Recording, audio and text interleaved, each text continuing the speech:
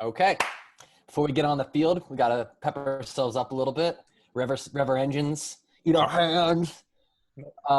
Today is going to be a little bit different. It's going to same premise, but it's not going to be a team that you're seated with. Okay. The prompt is as follows, and this time it does make sense for me to lay it on before I distribute teams. And this maybe makes a little bit more sense as a quarter poll evaluation. We're 1 week early for that, but I'm excited. So after 3 weeks, some of the divisions in the league have started to see some separation between the haves and have-nots, and some of them are all jumbled up. You'll get a randomly assigned division, and the prompt is, will the current standings be reflective of the end of season standings? Mm-hmm. Connor.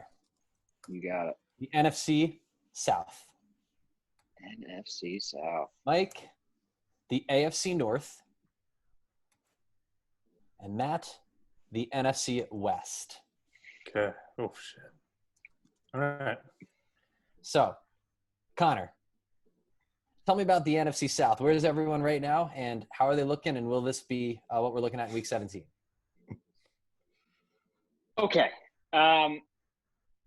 I think you're going to be looking at battles for first and for third. I think that the class of the division is going to be the Bucs and the Saints. Actually, I mean, it's 1 through 4 right now is Bucs, Saints, Panthers, Falcons. I think the best chance for a jump might be, even though they're in the hole right now, might be the Falcons jumping the Panthers. Because the Falcons have had some like demoralizing, the most demoralizing losses. But the Panthers are not quite there yet, and they haven't really shown as much as, I mean, the Bucs and the Saints are definitely the quality in that division.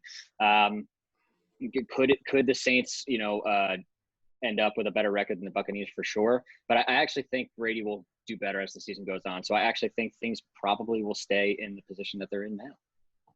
Cool. Yeah, I would expect to rebut here with, how could you say that the Saints aren't going to start to show up? But they've actually shown more signs of cracking this year than I've seen in years past. So I think that your assessment's pretty fair. The Bucs, they have a little something going on for them. So yeah. All right, Mike, you ready to hit it? Let's do it. Going off the cuff here. All right, AFC North. Yeah, we had to talk Harry Potter with me for a minute. That's fine. I do better like this anyway. So, all right, currently, you got the Steelers, the Ravens, the Browns, and the Bengals in that order.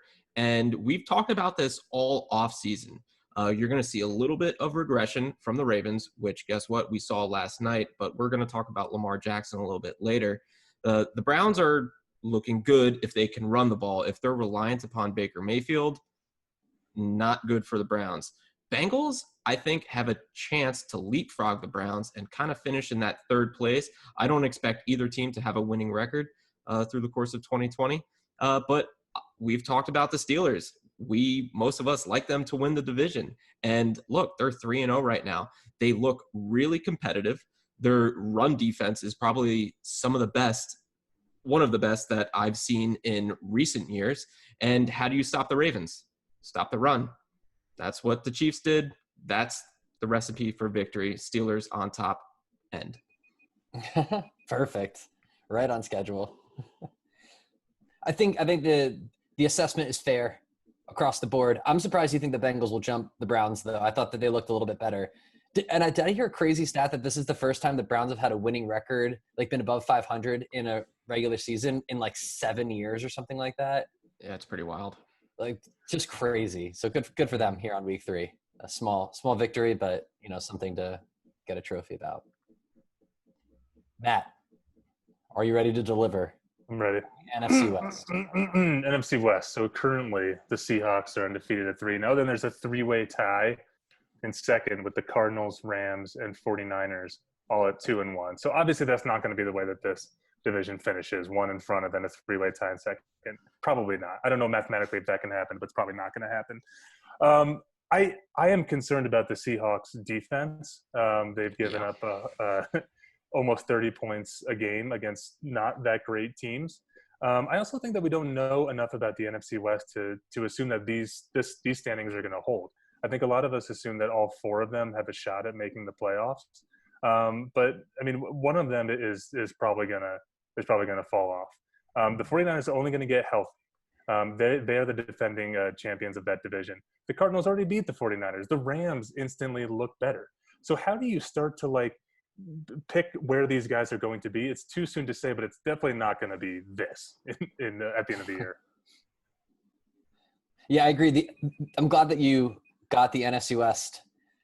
When I was deciding whether or not this was a worthwhile exercise, that one jumped off the page of just like, man, these are all really good teams, and that is going to be. And they're 3-0 and 2-1 and 2-1. Like, I was wondering if anyone would bring up. I mean, if the NFC East was involved, comparing it to like what the rest of the division records look like, because there's this, and then there's the NFC East, and they couldn't be more different. You're like, where like none of these teams have a prayer, and where in the West, you're like, every one of these could win the division.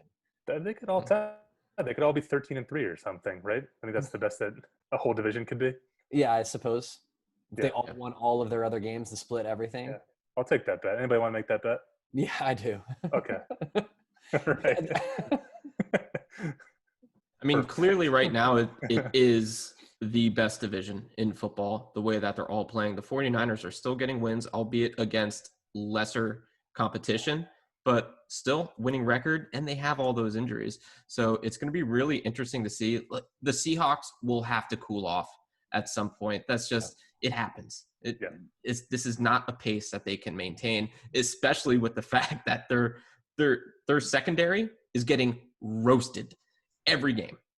Once those division games start picking up in earnest, that's going to be really fun to watch and see who emerges out of that, because it's just, you can beat up on Washington and the Giants and the Eagles and the Jets, but like, what is it when you actually play each other in these games that matter? Yeah. When you're all amped up and know each other.